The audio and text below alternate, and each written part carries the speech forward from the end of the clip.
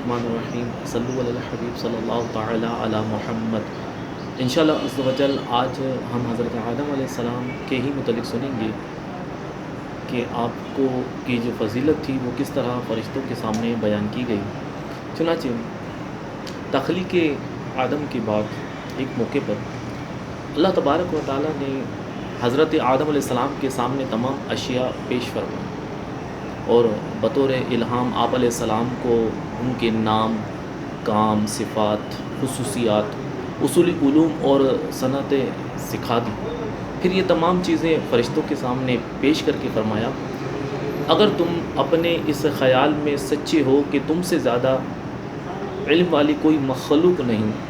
اور خلافت کے مستحق تم ہی ہو، تو ان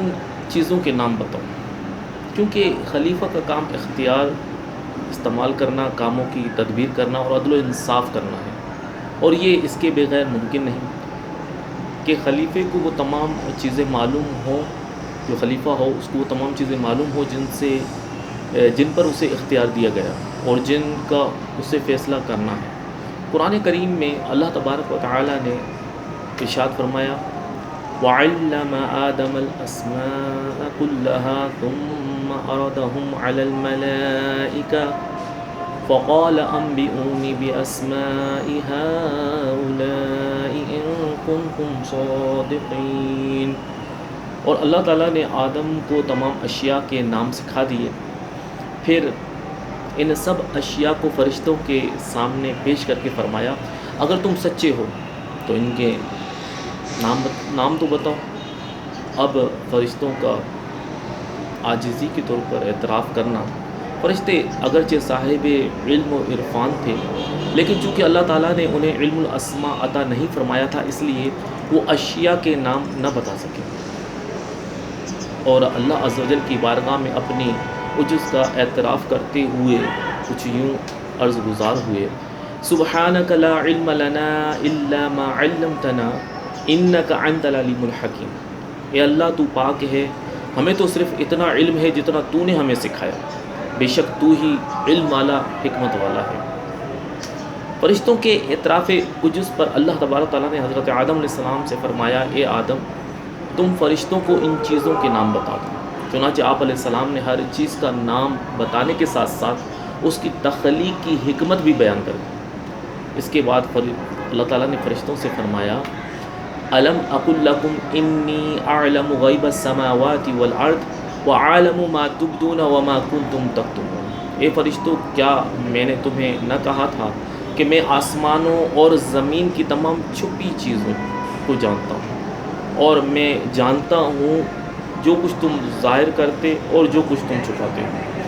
فرشتوں نے جو بات ظاہر کی وہ یہ تھی کہ انسان فساد انگیزی اور خون ریزی کرے گا، اور جو بات چھپائی یعنی دل میں سوچی تھی وہ یہ تھی کہ خلافت کے مستحق وہ خود ہے، اور اللہ تعالیٰ ان سے زیادہ علم و فضل والی کوئی مخلوق پیدا نہ فرمائے گا۔ یہاں اس واقعے سے دو باتیں ملاحظہ فرمائیں۔ یہاں ایک سوال پیدا ہوتا ہے کہ اللہ تعالیٰ نے حضرت آدم علیہ السلام کو اشیاء کے ناموں کا علم عطا فرمایا تو ہی آپ علیہ السلام نے ان کے نام بتائے، اگر وہ فرشتوں کو بھی علم عطا فرما دیتا تو وہ بھی ان کے نام بتا سکتے تھے۔ اس کا جواب یہ ہے کہ اللہ تعالیٰ نے حضرت آدم علیہ السلام کو خلافت کا منصب عطا کرنا تھا، اس لیے آپ علیہ السلام کو پہلے تمام اشیاء، ان کے ناموں اور ان کی کیفیات کا علم عطا فرمایا گیا، اور فرشتوں کو چونکہ منصب خلافت پر فائز کرنا مقصود ہی نہ تھا، اس لیے انہیں ہر چیز اس کے نام اور کیفیت کا علم عطا نہ کیا گیا۔ حضرت آدم علیہ السلام کا علم اس قدر وسعت کے باوجود حضور نبی کریم صلی اللہ علیہ وسلم کے دریائے علم کا ایک قطرہ ہے۔ امام بوصیری اپنے قصیدہ حمزیہ میں فرماتے ہیں، لَكَ ذَاتُ الْعُلُومِ مِنْ عَالِمِ الْغَيْبِ وَمِنْهَا لِآدَمَ الْأَسْمَاءِ، یعنی یا رسول اللہ صلی اللہ علیہ وسلم، غیب جاننے والے رب کریم کی طرف سے آپ کو علوم کی اصل حاصل ہے، اور حضرت آدم علیہ السلام کو حاصل تمام اشیاء کا علم آپ علیہ السلام کے علوم کا ایک حصہ ہے۔ اور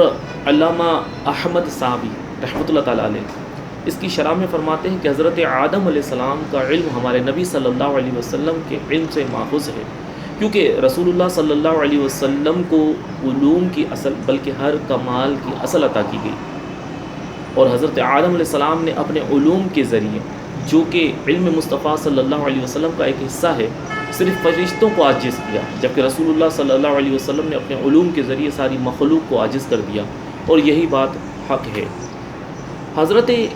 آدم علیہ السلام کو جو فرشتوں پر فضیلت عطا ہوئی، اس کا ظاہری سبب ان کا علم تھا۔ اس سے معلوم ہوا کہ علم خلوتوں اور تنہائیوں کی عبادتوں سے افضل ہے۔ اشیاء کے نام معلوم نہ ہونے پر فرشتوں نے اپنی لا علمی کا اعتراف کر لیا۔ اس میں ہر صاحب علم بلکہ ہر مسلمان کے لیے یہ نصیحت ہے کہ جو بات معلوم نہ ہو اس کے بارے میں لا علمی کا صاف اظہار کر دیا جائے۔ لوگوں کی ملامت کا ڈر یا عزت میں شان میں کمی آنے کا جو خوف کہ یہ بات گڑھ کر اپنی طرف سے بیان کروں، ایسا ہرگز نہیں کرنا چاہیے۔ تو آج ہم نے حضرت آدم علیہ السلام کی فرشتوں پر فضیلت سنی۔ انشاءاللہ عز و جل اللہ نے چاہا تو ہم آگے حضرت آدم علیہ السلام کے حوالے سے مزید سنیں گے، کیونکہ ابھی بہت سے ایسے واقعات موجود ہیں جس میں حضرت آدم علیہ السلام کے سامنے فرشتوں کا سجدہ کرنا اور ابلیس کا نہ کرنا، ان تمام چیزوں کا ذکر انشاءاللہ سنیں گے۔ اگر آپ کو ہماری آج کی یہ بات اچھی لگی ہو تو آپ یقیناً اس کو شیئر کیجئے، لائک کیجئے، اور سبسکرائب اگر نہیں کیا ہوا تو وہ بھی کر لیجئے، کہ انشاءاللہ یہ آپ کے لیے کہ اچھی بات جب تک آپ پہنچاتے رہیں گے آپ کے لیے صدقہ جاریہ ہوتا رہے گا، اور جتنے لوگ سنیں گے اس کا بھی ثواب آپ کو ملتا رہے گا۔ اللہ عز و جل ہم سب کو علم دین حاصل کرتے ہوئے اپنی زندگیاں بسر کرنے کی توفیق عطا فرمائے، اور اس پر عمل کی بھی توفیق عطا فرمائے۔ آمین بجاہ نبی الامین صلی اللہ تعالی علی محمد۔